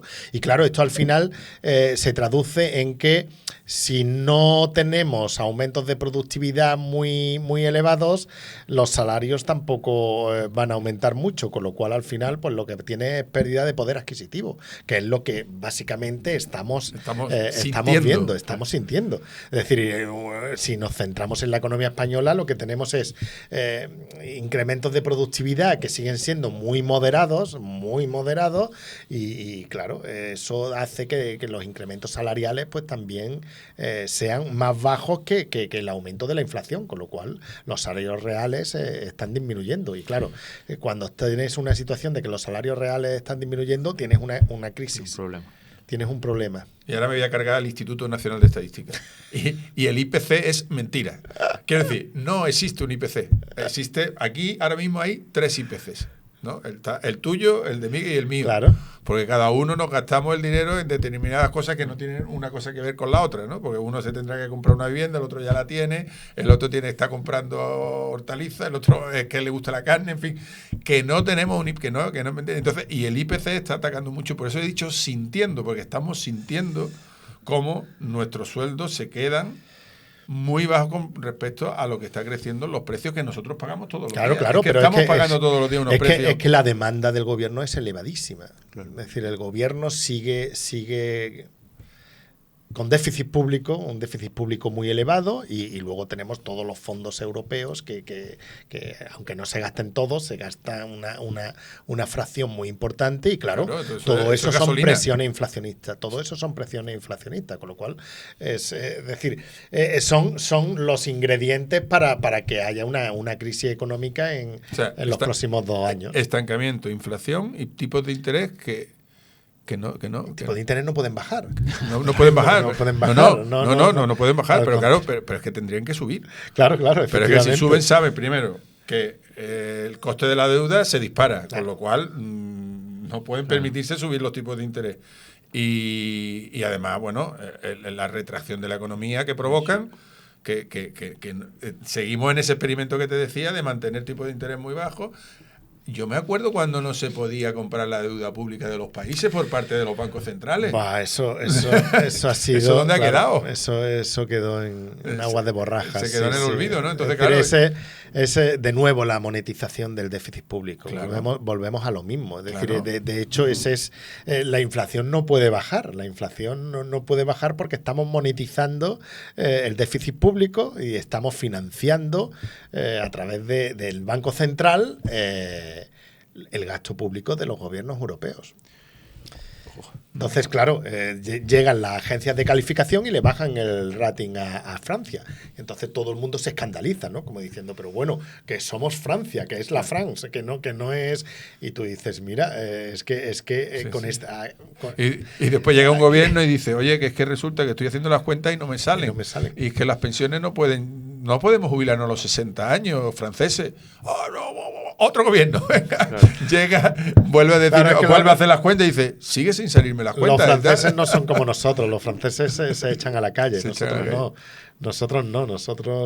Sí, pero te echa a la calle, pero cuando no hay plata, como decía Milei, retomando al que para mí no es populista, porque para mí el populista es el que dice, no preocuparos, ¿cuánto hay que subir las pensiones? ¿El 10%? El 10%, ese sí para mí es el populista de verdad. Ahora, Milei que dice no hay plata, ese no es populista. Pero es lógico, es decir, hay grupos de intereses, y esos grupos de intereses se echan a la calle, porque al final lo que queremos es repartir la tarta. Eso lo hemos visto también aquí con los pensionistas.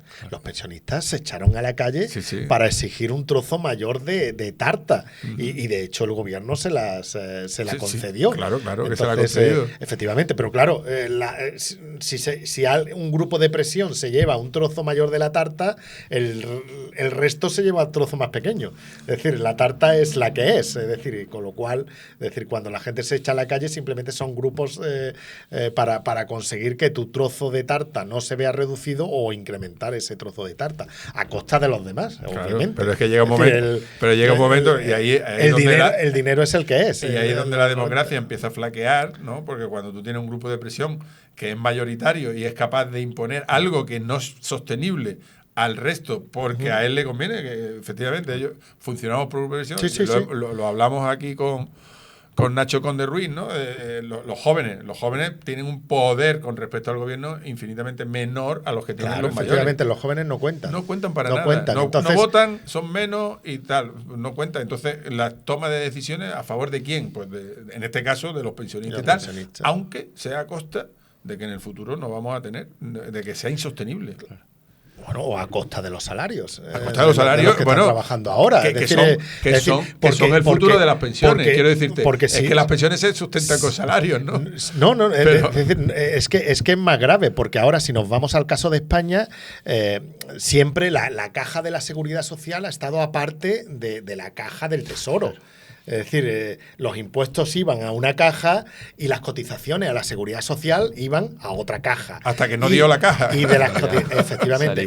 Y estaban completamente separadas. Y además debería de ser así, porque si no estás digamos, penalizando a determinadas generaciones, claro, a favor de otras generaciones. Pero sin embargo, lo que tenemos en España es que ahora parte de las pensiones, y ya es una parte muy importante, se paga vía impuestos. Claro. Es decir, son los trabajadores los que están pagando ahora doble.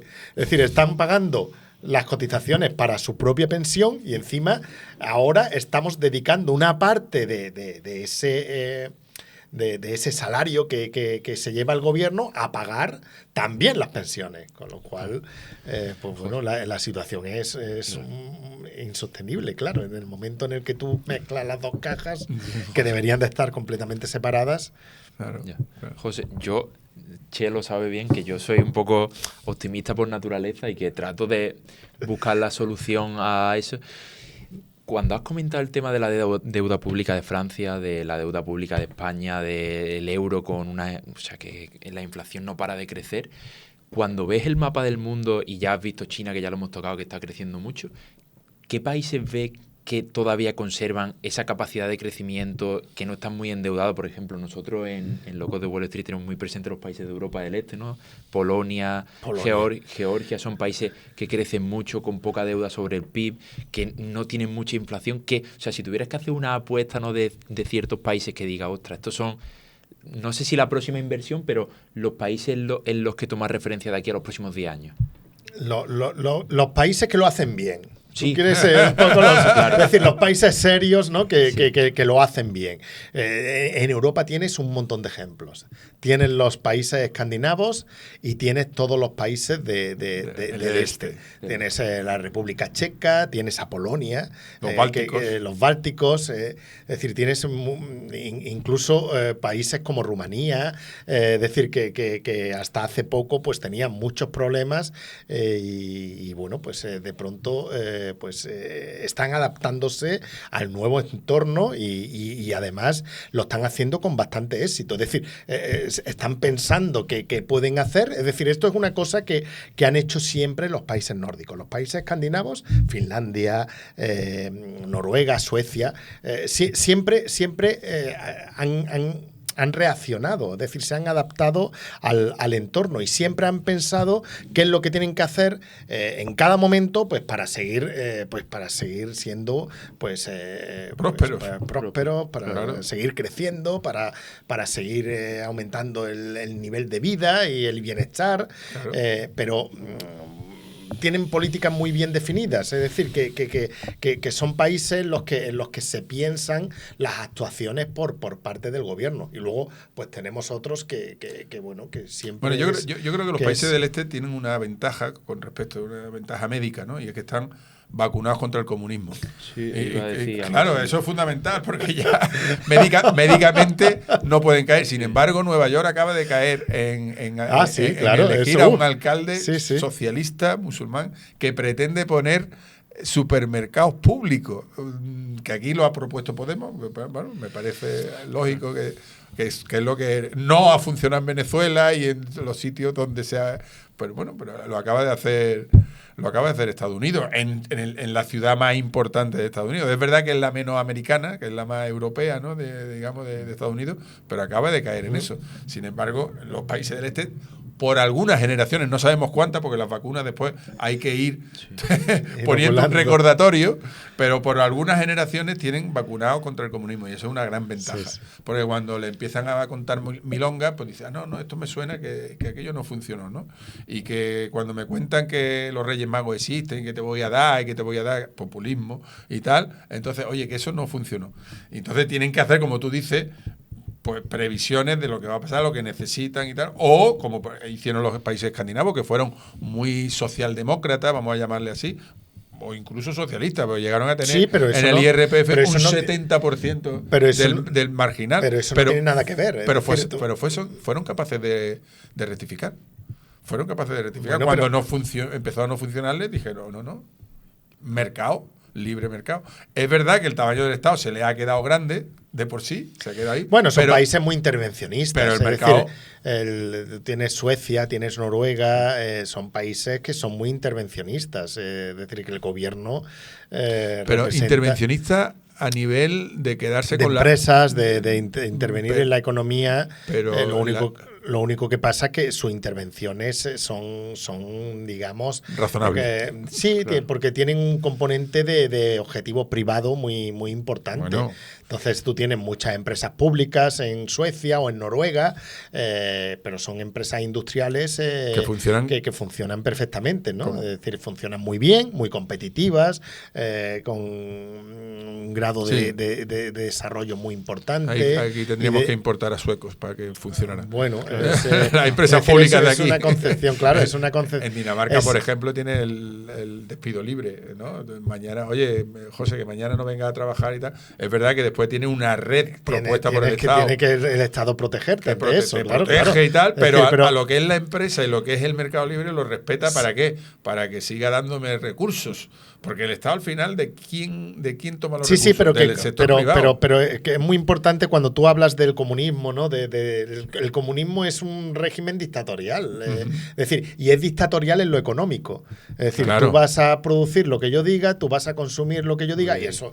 Y es decir, si encima metes la dictadura en la economía, pues te lo cargas absolutamente todo, no funciona.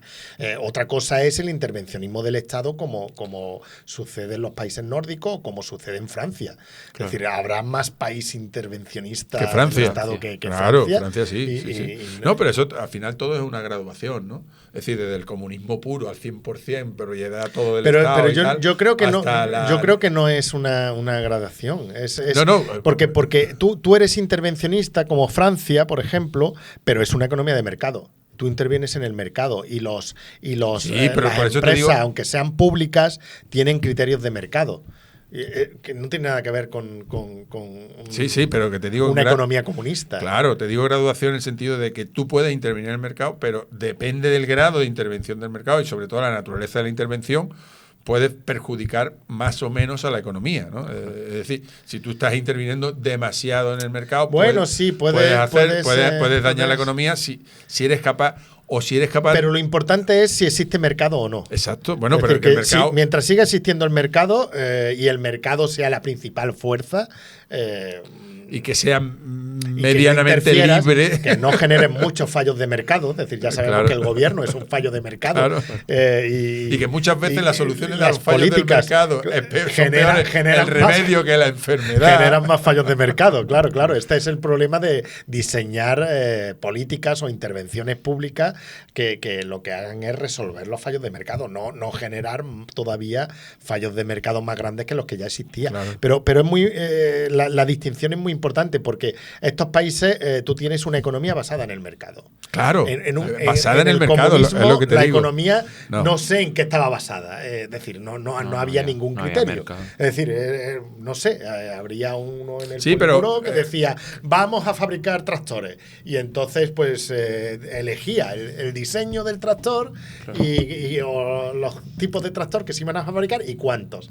Claro, eso es una aberración. Claro, eso no puede funcionar de ninguna manera. Es decir, yo me acuerdo, ¿no? Cuando Salvador Allende intentó eliminar el mercado, ¿no? Y poner un sistema informático un superordenador que tomase las decisiones económicas. Es decir, que no existiese mercado y que el ordenador ese centralizado tomase y contrató a muchísimos ingenieros informáticos ingleses y se gastó mucho dinero. No hay que irse muy lejos, las tablas input-output y la inversa de Leontief y que pretender, ¿no? Claro, pretendes controlar. Son cosas que están muy bien a efectos académicos y tal, ¿no? Y en términos de pensamiento están bien, pero luego no intentes llevarlos a la práctica. Claro. Pero los gobiernos pueden ser muy intervencionistas, pero si dejan que el mercado funcione, pues no hay en principio no habría ningún problema. Y de hecho, tú ves una economía relativamente sana como Francia o los países escandinavos. Tú ves Pero, yo insisto que depende de la naturaleza de la intervención. Sí. ¿Vale? No solo de la naturaleza, de la naturaleza y de la cantidad de intervención. El gobierno de Francia interviene en todo. Por eso. En todas las empresas industriales, en el sector, en todos los sectores, en el sector agrario, todo está completamente... Por poner otro ejemplo anecdótico, y sé que son anécdotas, pero claro, no es lo mismo un gobierno que interviene prohibiendo la energía nuclear y un gobierno que interviene fomentando la energía nuclear. Tiene a Francia que está pagando mucho menos de energía y mucho más estable, mucho más segura, con 64 reactores, y nosotros estamos cerrando los 7 que tenemos. Y somos los dos intervencionistas. Bueno, ¿no? Pero, sí, eso es una decisión política, al fin y al cabo. Es decir, aunque luego tiene muchos costes para todo el mundo, porque claro, nosotros aquí pues tendremos que pagar muy cara la electricidad. Claro. Ahora, es más inestable. Es más inestable, por tanto tendremos que gastar mucho más en gas ahora, con lo cual pues aquí saldrá la electricidad pues muy cara y luego pues lo pagamos todos, ¿no? Entonces, pero yo lo que ha dicho Cheto de los franceses y demás, del intervencionismo y demás, o sea, recalcaba el tema que te he comentado de Europa del Este y los países polacos y demás, porque odio la frase de Europa está dormida. O sea, Europa no, la eurozona, o sea, porque la mentalidad de la eurozona es de intervencionismo hacia el lado malo, o sea, es decir, intervencionismo para pagar más pensiones, para aumentar la deuda, y yo creo que, como ha dicho Che antes, no sé si están curados de comunismo, no sé si esa es la frase, pero los países de Europa del Este sí que tienen la mentalidad pro-empresa. O sea, que el ciudadano sí que está, no quiero decir adiestrado, ¿no? Pero sí que está convencido de esa mentalidad de dar a las empresas, de que si hay algún tipo de intervencionismo sea fomentándolo y ayudando a las generaciones futuras, porque vienen de una historia que le ha llevado a eso. Entonces, muchas veces... Odio, vamos, para recalcarte que odio la frase de Europa está dormida. No, la eurozona sí que está en una fase. Pero hay parte de la eurozona que es que Europa del Este, ¿eh? Claro. Y que, o sea, que no es que no es la eurozona, porque tiene parte de la eurozona que es Europa del Este y que está funcionando. Claro. Sí, pero a los países del Este les pasa un poco lo que nos pasó a nosotros en los años 80. Claro. En los años 80 partíamos de una situación económica relativamente mala y queríamos ser europeos. Y de pronto cambiamos como sociedad. Es decir, de pronto hay un cambio social y nos ponemos a cambiar el país y conseguimos en muy pocos años convertirnos en un país ya no muy diferente de lo que teníamos al lado. Es decir, no es que seamos tan ricos como Francia o como Italia, pero conseguimos reducir un montón las diferencias que teníamos con ellos. Y a ellos les ha pasado un poco lo mismo. Es decir, cuando cayó los sistemas comunistas en el este de Europa, eran países totalmente destrozados. Es decir, económicamente, eran países muy, muy pobres, con diferencia en renta per cápita muy grande con respecto a la Europa occidental. Y claro, eso pues les ha llevado a querer mejorar, a querer transformar completamente. Es decir, no solo porque nosotros no veníamos de un régimen comunista, pero tampoco la situación era muy parecida en términos económicos. ¿Qué solución le damos a la economía? ¿Qué crees tú que deberían hacer los bancos centrales? ¿Seguimos con el experimento o empezamos a subir tipos de interés? Vamos a hacer lo que hemos hecho siempre. Es decir, seguimos monetizando, porque esto es una monetización encubierta de la deuda pública. Entonces, encubierta no, a cara descubierta. Bueno, sí, esto ya lo... se han quitado la careta, José. Se han quitado la careta. Pero el tener un banco central independiente es muy importante de cara al control de la inflación. Es decir, si tú no tienes un banco central independiente y si tú ligas la política monetaria del Banco Central a la política fiscal que están haciendo los gobiernos, porque al final lo que está haciendo es un trasvase de recursos del Banco Central a los gobiernos para que los gobiernos sigan gastando. Porque estamos gastando tanto que ya los mercados, es decir, los tipos de interés, si todo el gasto público se tuviese que financiar vía mercado, el coste de la deuda pública sería enorme y habría unas primas de riesgo bastante importantes. Es decir, con lo cual lo que estamos consiguiendo es decir, el argumento de que en Europa es vamos a evitar que haya esa prima de riesgo y vamos a hacer que el coste de la deuda sea lo menor posible, monetizando deuda. Claro. Pero eso tiene otro coste. Entonces vas a tener tasas de inflación al 3% que no van a bajar de ahí. Con estancamiento ese es el problema y con la población, porque, a ver, esto tiene una segunda derivada y es que esa monetización y está inflando los mercados de deuda, los mercados de acciones, los mercados inmobiliarios. Eso lo están inflando. Claro, tú estás metiendo liquidez en el sistema. Claro, estás metiendo liquidez claro. Y estás subiendo los precios de una manera que el común de los mortales no puede acceder a los precios. Entonces, por un lado, no tenemos productividad para que suban los sueldos. Tenemos tasas de inflación que nos hacen más pobres cada vez. Y encima, los bienes como la vivienda o como la propia bolsa, ¿no? Es decir, es que, oye, cada vez comprar bolsa es más caro, que es algo que te permite tener un futuro. Pues entonces, yo creo que esto van a seguir dándole, ahora voy a ser un poco pesimista, porque van a seguir dándole a la maquinita hasta que haya, digamos, un levantamiento, no quiero decir levantamiento, pero que la gente se dé cuenta, oye, que es que esto no nos está favoreciendo. Y cuando la gente se dé cuenta que estamos siendo más pobres, dirían, pues hasta aquí hemos llegado. No sé, alguien tendrá que poner pie en pared, porque si no, como tú dices, seguirán haciendo lo mismo hasta que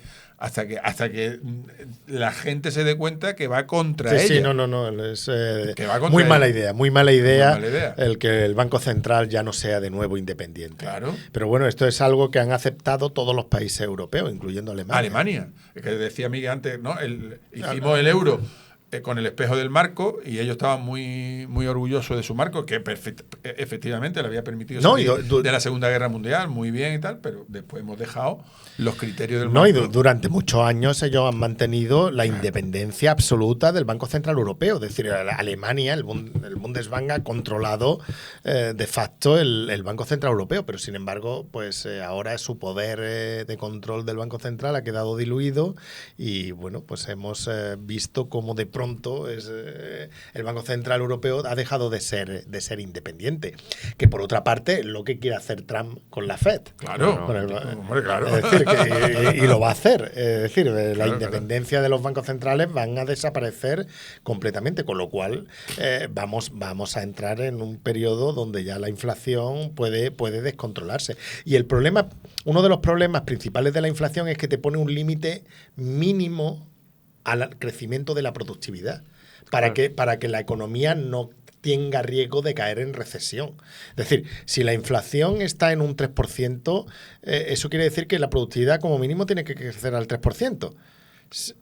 Si crecen menos de ese 3%, estamos en riesgo de que haya un problema de una crisis de demanda, básicamente. Es decir, va a llegar un momento en que la gente no va a tener, claro. El Estado sí, claro. Pero va a llegar un momento en que el Estado también va a tener que frenar en el gasto. Claro. José, y yo para ir ya cerrando tenía una pregunta que te iba a hacer, que al final tenemos que dar una cuña de inversión, o sea, estamos en un canal de inversión, que, o sea, al final para protegernos contra la inflación tenemos que coger activos, o sea, mantener el dinero líquido, efectivo. ¿Tú qué eliges? ¿Qué activo eliges para, ya sea vivienda, ya sea, qué crees? Acciones, ¿qué lo ves? Activo inmobiliario. Activo inmobiliario. Vamos, es decir, ahora mismo con el problema que tenemos de oferta, por ejemplo, en España, de vivienda, que también lo tienen muchísimos países europeos. Es decir, tenemos una situación en la cual hay muchos cambios sociales, hay mucha inmigración, es decir, hay muchísima demanda de vivienda y la oferta pues está completamente capada. Entonces, este problema es un problema que va a ir persistiendo en el futuro, con lo cual lo que vamos a observar es crecimientos de precios bestiales. Pues, y yo no creo que haya ningún otro activo que dé la rentabilidad que pueda dar, la vivienda. vivienda en zonas, entiendo, céntricas. Bueno, es ya casi en cualquier zona. Es verdad que son mercados muy segmentados. Es que estamos segmentados. Los precios en un mercado o la evolución de los precios de una zona, porque es un bien que es no comercializable. No comercializable que, en el sentido de que no se puede mover. Claro. Es decir, si yo vivo en Málaga, no porque en Logroño las casas valgan muy baratas, me voy a comprar una casa en Logroño. Porque un tomate, sí, si allí vale más barato, lo compro allí y me lo traigo aquí. Claro. Pero un coche, si un coche allí vale más barato, pues me lo traigo yo aquí. Es decir, de hecho ya se encargarán empresas de comprar donde vale barato y venderlo donde pagan más. Pero con la vivienda no se puede hacer eso. La vivienda es un bien rígido y eso hace pues, que los mercados estén completamente segmentados. Es decir, con lo cual la rentabilidad de una ciudad con un pueblo que esté al lado no tiene absolutamente nada que ver. Pero en cualquier caso, con todos los desequilibrios que nosotros vemos en términos de la vivienda, la vivienda no va a ser un activo súper rentable en muchísimos años. Porque además, hay muchos cuellos de botella, es decir, por un lado y por otro. Es decir, por la demanda, las estructuras sociales están cambiando, ahora pues hay mucha gente que vive sola o incluso parejas que deciden vivir en dos viviendas a pesar de los costes fijos que eso supone. Efectivamente. Tenemos la población española, yo no sé, no he mirado yo a cuánto está, pero yo creo que ya estamos cerca de 50 millones. Es que estamos recibiendo inmigrantes a oleadas increíbles. Es decir, hace poco estábamos en 46 millones, vamos a llegar a los 50 millones. Claro, cuando calculas en términos porcentuales el crecimiento de la población, es muy grande. Y la gente quiere vivienda, claro. La gente tiene ese defecto. Ese defecto, que quiere una vivienda, quiere venir, necesita una casa para vivir. Y luego, por el lado de la oferta, pues tenemos multitud de limitaciones desde el suelo, porque claro, para construir, aunque construyas en vertical y construyas en el aire, tiene que haber un suelo de respaldo, ¿no? Y bueno, pues tenemos muchísimos problemas, incluso promociones que no se pueden poner a la venta porque no hay suficiente capacidad de la red eléctrica. Estamos, teniendo pues una cantidad... Cuellos de botella... Sí, una cantidad de restricciones. Materiales ahí. También, mano de obra. Bueno, porque está viniendo mucha gente, pero mano de obra... Pero tú aquí, si no tienes suelo o no pones suelo también. en pero el te mercado, digo, a más, me dirían un catalán. Es que se suma el suelo, se suman las regulaciones de y si encima ahora nos encontramos con que la red eléctrica no está adaptada al crecimiento de la vivienda, porque por lo visto está al máximo y ya no hay más capacidad y parece que no se va a invertir o no. No, lo que estamos es cerrando Almaraz. No, pero hablo de distribución. Digo, hablo ya de la distribución. Claro. Entonces, hay promociones en algunas ciudades nuevas que no pueden ponerse a la venta porque no hay capacidad de suministro eléctrico. Entonces, tú dices, esto ya llega a una situación un poco absurda. Bueno, Chef, pues con esto nos quedamos, la inversión inmobiliaria como activo para protegernos contra la inflación. Ha dado un titular. Sí, totalmente. Así que nada. Está claro que esto no es lo mismo que en el 2008. No. No van a bajar los precios. Es decir, no va a haber una burbuja. Los precios que estamos viendo ahora se van a quedar ahí. Claro. Se van a quedar. No, se van a quedar, no, se van a subir. Bueno, van a subir muchísimo más. Pero esa frase de 4 palabras que son siempre muy peligrosas, como la vivienda nunca baja, que se dijo en el 2008, y ahí sí se bajó porque era completamente distinta a lo que hay ahora. Una burbuja. Claro, aquello era una burbuja. Y esto es una falta de oferta total y absoluta. Claro, exacto. Es decir, la situación del mercado es completamente diferente. Y lo que teníamos era una oferta grandísima simplemente porque la demanda la estábamos alimentando con préstamos muy baratos y al 100 y pico % del valor de la propiedad, ¿no? Ahora no, ahora la situación es completamente distinta. El problema lo tenemos en la oferta. Y cuando hay un problema de oferta, revuelta, no hay ninguna burbuja. No hay, claro. Yo, Che, para tirarnos una lanza a los tres, que somos economistas, siempre diré que los economistas son muy buenos analizando lo que ha pasado. Es decir, hemos visto lo que ha pasado Ni siquiera, ¿no? Ni siquiera. Pero somos realmente malos haciendo predicciones a futuro. O sea, en eso sí que tengo la convicción. Es muy complicado. Claro, tengo la convicción de que muchas veces damos algo como muy obvio y muchas veces no es tan obvio como parece, y cuando pasa a futuro lo analizamos y tenemos una opinión totalmente distinta. Claro. Así que siempre he tenido... O sea, eso es lo que me ha hecho... Porque la economía es muy compleja, son muchísimas variables y además variables que también son externas a la economía. Entonces es muy complicado predecir. Si tú te vas a otro campo como la física, tú puedes predecir exactamente dónde es el movimiento de un satélite. Es muy sencillo, es una ecuación muy simple y ya está. Y ya sabes que si está aquí y dentro de una hora dónde va a estar, ¿no? Pero en la economía no, en la economía son tantos los factores que influyen, es decir, porque al final tienes que tener en cuenta que somos muchos tomando continuamente decisiones económicas. Claro. Entonces, todo interactúa y aparte la economía se ve afectada por factores totalmente extraeconómicos. Es decir, la política es fundamental, con lo cual, pues bueno, son variables que se te escapan, es decir, sobre las que no tienes absolutamente ningún control de lo que puede pasar. Bueno, Che, me ha quedado un programa espectacular. Yo de mi parte darte las gracias, José Luis, por venir. Gracias a vosotros por la invitación. Muchas gracias, un placer. José. La verdad que hemos echado un rato fabuloso.